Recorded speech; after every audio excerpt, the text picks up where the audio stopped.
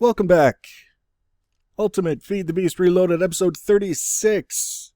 I'm Enigmius, and this is the Mega Creeper. It's so close to being done, it's fantastic.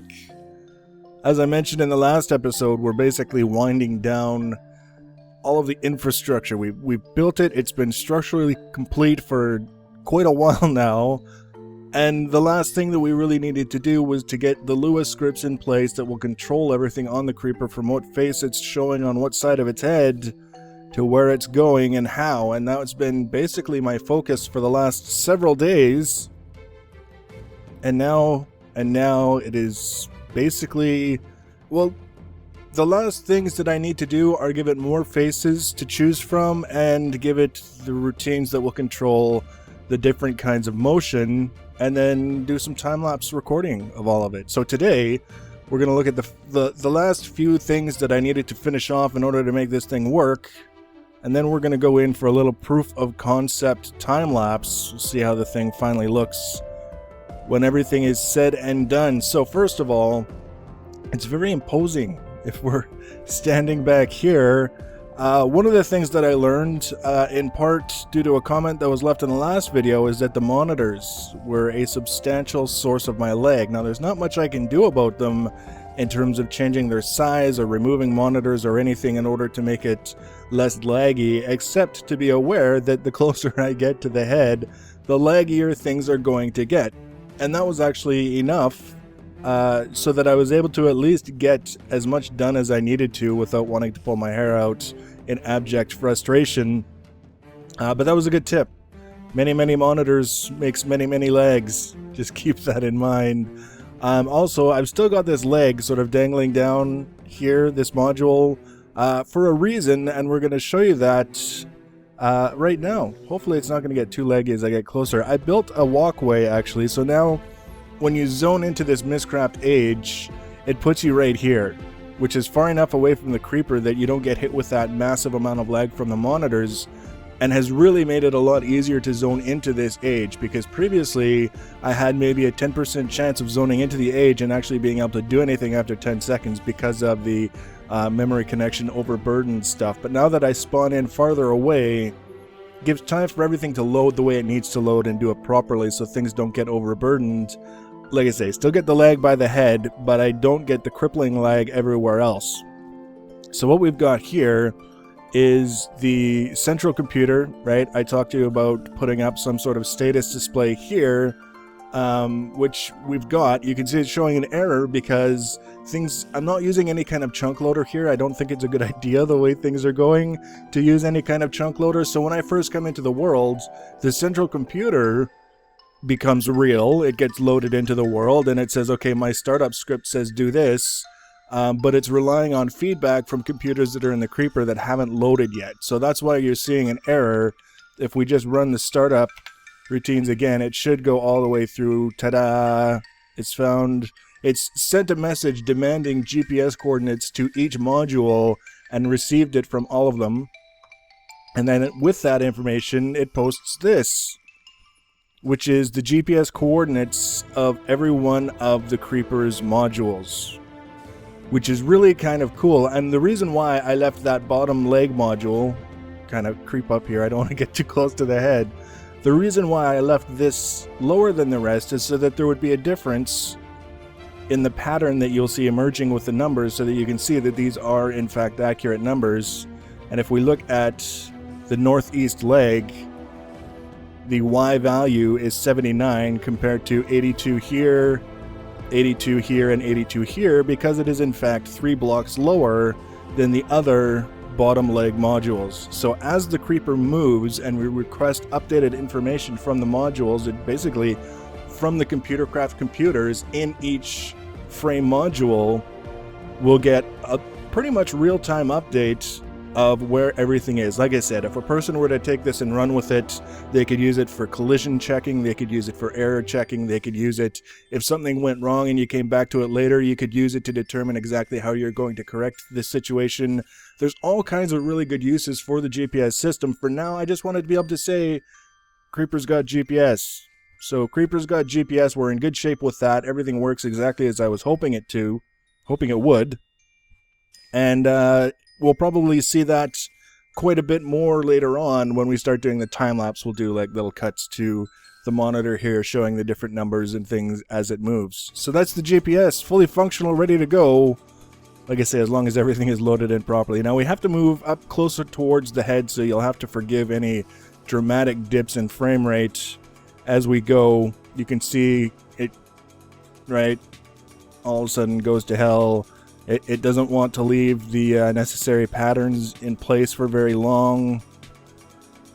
But if we look at it, we kind of get sort of patterns, right, emerging. It's not perfect, doesn't need to be. I'm still expecting that the time-lapse will have a much easier time of getting a proper display. But the reason why we're up here is not to look at this, because I've shown this to you many times. More times than you ever needed to be shown. It's because of what we've got going on over here. Yes, at long last, it actually has a proper creeper face. Now this is the first face pattern that I did, so to speak.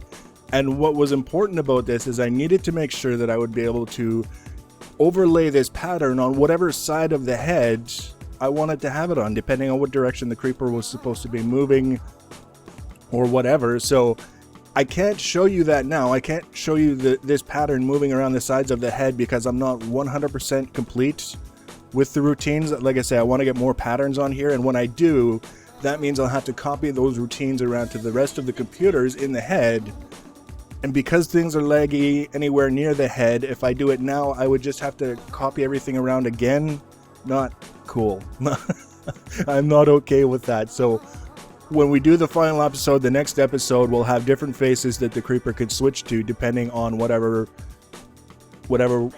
you know, sort of experience we're trying to create, whatever you want to call it. And it will be able to display this pattern or any of the other patterns on any side of the head that we want. That was also another important thing that kind of, if I couldn't get it done, it would really sort of undermine anything else that I was trying to do with this build, because you'd end up with this creeper that technically can move in all of the horizontal planes, right, or all of the horizontal directions, but it can only look in one direction. That I thought would be sort of lame. So we've got basically a bog standard creeper face that will probably be seeing some adjustments, modifications in time for the next episode. So that's good. That's fun stuff. What else did I do?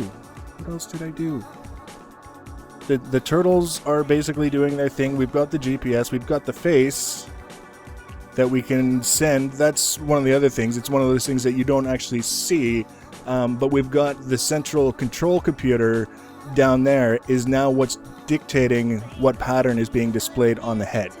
So that was also important, is to be able to have the central scripts on this computer here controlling motion and the faces, instead of having to burrow our way into the head every time we wanted to change the way the head monitors were behaving. So we've got that in place.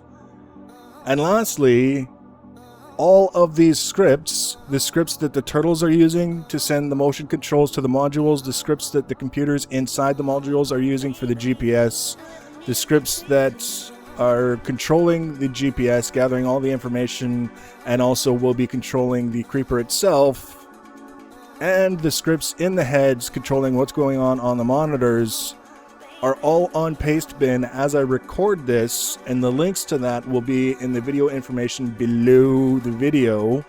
So if you wanted to take a look, see if there's anything horrible. I already know there's some things that I would do differently. One of them, for example, is inverting the faces. I'm using a really sort of convoluted mathematical operation for the X coordinates when I could have just done a reverse iterating loop. It's a thing. I know someone's going to point it out to me, but that's okay. If you see something that looks weird, by all means, point it out in the comments below the video, or if there's, I don't even know if you can put comments under code and paste bin. If you can leave it there as well.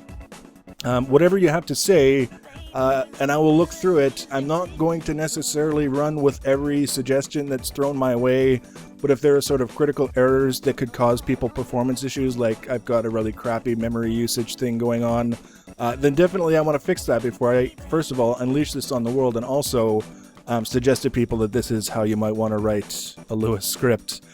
Because, as I mentioned in the last episode, I'm also in the process of readying this world to dump on all of you who want it, so that you can jump in here and not just read the code and mess around with the code or whatever, but do it and see how it impacts the behavior of the creeper. You can play around with a mega turtle if you want. You can play around with frame farm and gantry. I'm just going to do the whole world download. I'm going to zip it and I'm going to upload it somewhere and give you a link for those who want it. So there's nothing more to say, really, except check out this time-lapse video of the creeper moonwalking. Thanks for watching, guys. We'll see you in the next video.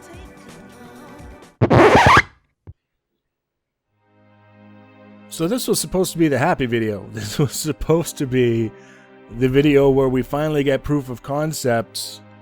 The Mega Creeper moving, coordinating all these different frame modules to make it look like it was actually doing something beyond just being a lump of frame modules with mottled green skin. And I hit one technical wall after another, after another, after another. I had crashing issues until I found out that the computer-craft computers that I had in the modules for the GPS don't like being moved on frames. So I pulled them all out. That stopped the crashing issues. But then one of the things that I was noticing is that the animations, moving the different modules, wasn't smooth, it wasn't fluid, and quite often a module that had moved 2 or 3 times still looked like it was at its original position until you got close to it, and then it would snap over to where it was actually supposed to be because it wasn't updating visually until you got close enough to it that it said, oh yeah, I'm sort of the priority. I'm the only thing he can see, I better look right, is basically what it was. Which on a build this size, it can't work. I've done everything I can think of performance-wise to steal back all of the bandwidth that I could. I took all of the monitors out of the head. You can see I took the covers, the non-essential covers off of the frame modules. I took the green lamps out. And as I'm doing this, I've got the console window up on my other monitor and I'm watching and I'm seeing the performance increase with the overburdened packets that couldn't be processed dropping down, down, down, down until finally, for the first time in as long as I can remember, it was actually finally staying on top of all of the packets. Nevertheless, having done all these things, pulling out all of the world anchors throughout my entire world just to make sure that I wasn't loading something in the overworld that was killing my performance in the Creeper's world, whatever, I finally got to a place where I was running a test off camera, so to speak, with the chunk boundary indicators on so that I could see where the chunk boundaries were, and it's the issue remained with how the blocks are transferred across chunk boundaries, so that you could watch, you could see where there was a chunk boundary and you could see one of the blocks in the legs slide over, and basically as the blocks passed over the chunk boundary they would disappear until the leg slid back the other way, and then all of a sudden they would reappear as they were coming over the chunk boundary. And that's when I realized there's nothing more that I can do to salvage this project and make it work the way that I want it to. So sometimes you just have to say we've learned a lot from it and we're not going to get anything else out of it no matter how hard we try. So this one, barring some freakish bit of luck, is one for the history books. Now that's not necessarily a bad thing. Like I say, learning a lot from a project like this, and one of the things that I liked about it the most was the potential for that interactive sort of element to it, where doing this or that with computer craft and then posting the Lewis scripts for you guys to take a look at, use, alter, learn from, whatever, and possibly have those scripts be the foundation for duplicating things that are going on in my world in your world. So if you're tired of building your shoebox to house your macerator, maybe within a couple of weeks I'll have something a little more interesting for you, and all you need to do to take advantage of it is load a Lewis script into a computer and a turtle and let them go. So that's actually the next thing that I'm going to be starting in on. You'll probably be seeing the first bits of that in the next 2 or 3 days. Leave your comments below. I apologize if this is disappointing to you. Like I say, I'm the most disappointed person about this whole project going belly up. I had high hopes for it, but like I say, we'll learn what we can from it. We'll take the good and leave the bad, and hopefully going into the 1.6 packs, we'll have some really cool stuff that's more interactive than just videos where you watch it and say, I wish I could do that if I gave a shit. Because, hey, that's what we do, right? So, the Mega Creeper, he's going to sit here, he's going to languish. I don't think now, because it's not working, that I'll be doing a world download unless I get a resounding please, please, oh yes, please. Or even just, hey, yeah, that would be cool. And we'll get right into work in the next series to tide us over until 1.6. So thanks for watching, guys. Take care.